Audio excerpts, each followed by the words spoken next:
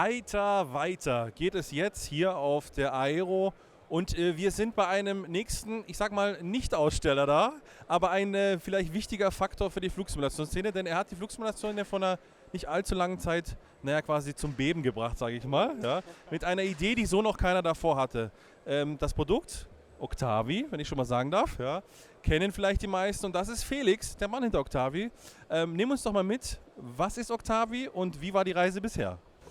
Octavi ist letztendlich ein Flugsimulations-Eingabegerät, wo du alle Eingaben, alle Instrumente bedienen kannst aus einem einzigen Hardware-Stück. Ich habe es eigentlich für mich selber entwickelt oder den Prototypen, weil ich mir dachte, ich will zwar gutes IFA-Training machen, aber ich will nicht ein ganzes Home-Cockpit haben, was ich dann später wegräumen muss. Und ich habe auch nicht den Platz. Ich lebe in München, da sind die Wohnungen nicht so riesig für die meisten. Und daraus hat sich dann irgendwie so eine Eigendynamik entwickelt. Ich habe dann angefangen, einen 3D-gedruckten Prototypen zu machen. Habe so ein bisschen geschaut in Foren, wie die Leute darüber denken. Und habe gemerkt, da gibt's eine Lücke irgendwie. Ich wusste nicht, wie groß die ist. Eins kam zum anderen. Am Ende habe ich eine Kickstarter-Kampagne gemacht und die hat sehr, sehr gut funktioniert. Wir haben 238% unseres Funding-Goals erreicht. Wir haben dann sofort angefangen, die Produktion vorzubereiten. Ursprüngliches Ziel war März Auslieferung. Ein paar Dinge waren ein bisschen schwierig und unerwartet und wir wollten kein Produkt rausgeben, was nicht genau so ist, wie wir es beschrieben haben und was nicht perfekt ist. Inzwischen haben wir den produktionsnahen Prototypen, den wir auch genauso produzieren werden und erwarten, dass der so im Mai dann erscheint und an unsere Bäcker ausgeliefert wird. Cool, also du hast schon ein bisschen, einblicken lassen. Es ist, du hast ja vorhin im Vorgespräch, haben wir uns kurz unterhalten drüber, nicht ganz so einfach, ein elektronisches Produkt. Also es ist nicht wie ein Kuchenbacken, sage ich mal, ja. Gehört schon einiges dazu. Und du hast das Thema vor allem, Rendering nahen oder wie auch immer man sagen möchte, Prototyp. Ich durfte schon, oder wir durften schon drauf schauen, das Ding sieht echt, also es ist geil, ja, so das kann man nicht dazu sagen an der Stelle.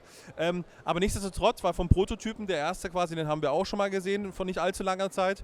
Wenn du jetzt mal zusammenfassen würdest, wie viel Kopfschmerzen-Tabletten musstest du quasi in den letzten 1,5 Jahren zu dir nehmen? Ich weiß nicht, es waren gar nicht so viele. Es ist viel zu tun. Ein bisschen beunruhigt hat mich, dass wir hinter den Zeitplan fallen, einfach weil dann so langsam die Leute dann natürlich auch nervös werden. Aber ich denke, wir können das ganz gut abfangen. Einfach weil die Faszination da war, hat mich das am Laufen gehalten und ich habe inzwischen meinen regulären Job aufgehört, weil hier muss ich nicht mich quälen und mich an den Schreibtisch setzen. Das kommt von selber, also es war okay und ich glaube, das Ziel ist in Reichweite und es wird richtig gut werden. Auf jeden Fall, definitiv. Wir können auch mal gleich so ein bisschen mal drauf schauen. Also das habe ich ganz gut hinter mir versteckt. Ich habe deswegen vorhin gesagt, Aussteller, Nicht-Aussteller, weil eigentlich bist du ja quasi zu Gast bei Mobiflight hier, ja, gemeinsam mit denen, die dir auch so ein bisschen, unter die Arme greifen, was so die spätere, Vielfalt des Produkts angeht, wenn man so möchte. Ne? Also was ist da vielleicht so geplant in die Zukunft? Weil viele sagen, okay, ein paar Knöpfe, ein paar Dreher, aber was ist da quasi, was erwartet die Kunden mit dem Gerät? Ja, also wegen Mobiflight, also ursprünglich ich habe es gedacht für Cessnas, für General Aviation, so ist auch das Button-Layout. Ganz viele, die es unterstützt haben, haben gesagt, ich will das eigentlich für den A320 nutzen und dazu muss man entweder ein sehr aufwendiges Plugin entwickeln, was du konfigurieren kannst, oder man nutzt eben Mobiflight, was das alles schon hat. Ich habe inzwischen eine Beta-Version oder eine eigene Version von Mobiflight, in der es funktioniert. Das wird dann in naher Zukunft auch in die Release-Version gehen. Und ich würde sagen, in 10 Minuten hast du jeden Flieger konfiguriert und in der Benutzung verinnerlicht sich das so schnell, also es geht dann wirklich irgendwann aus dem Unterbewusstsein raus. Vor allem Haptik ist ein wichtiger Punkt, ja, hast du ja gerade schon erwähnt.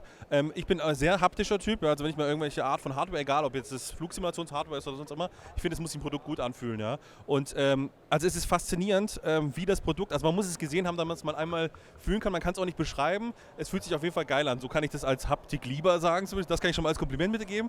Also für mich als Haptikliebhaber echt eine geile Sache. Aber es gibt ja vielleicht noch mehr Haptikliebhaber da draußen. Ja? Jetzt sind natürlich die Kickstarter-People erstmal dran. Aber wie sieht es denn darüber hinaus aus? Also wie kommt man an das Ding? Ja, wir sind in so einer Zwischenstufe zwischen Crowdfunding und E-Commerce. Was wir machen wollen in naher Zukunft ist eine Indiegogo In-Demand-Kampagne, also Crowdfunding, aber ohne, dass es einen engen Zeitraum gibt, in dem man kaufen muss. Also man hat dann relativ lange Zeit, zu backen. Die Lieferzeiten sind dann auch nicht ganz so lang. Es dauert eine gewisse Zeit wegen des Zahlungstransfers und so weiter, aber es sind dann kürzere Vorlaufzeiten. Und ein Ziel wäre vielleicht in der zweiten Jahreshälfte diese Kampagne zu starten. Und darüber werden wir auch in unserem Newsletter informieren. Und in etwas längerer Zukunft wollen wir dann in Richtung ganz regulären E-Commerce gehen. Also wenn ich mal ein bisschen in die Glaskugel schaue, auf jeden Fall tolle Zeit für dich und dein Team quasi, die euch wahrscheinlich erwarten wird. Denn ja, ich sag's nochmal, es sieht einfach geil aus, ja.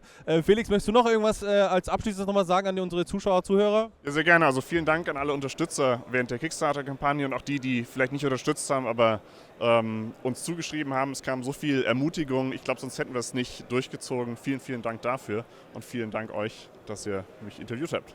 Sehr gerne. Ich danke auch dir, Felix von Octavi. Und ja, wir schauen, wo es gleich weitergeht, die nächsten Interviews. Bis gleich. Mega, dass du das Video zu Ende geschaut hast. Wenn es dir gefallen hat, dann kannst du es liken oder den Kanal abonnieren. Und weitere Videos von uns und von der Aero findest du bei uns auf dem Kanal. Ciao, ciao.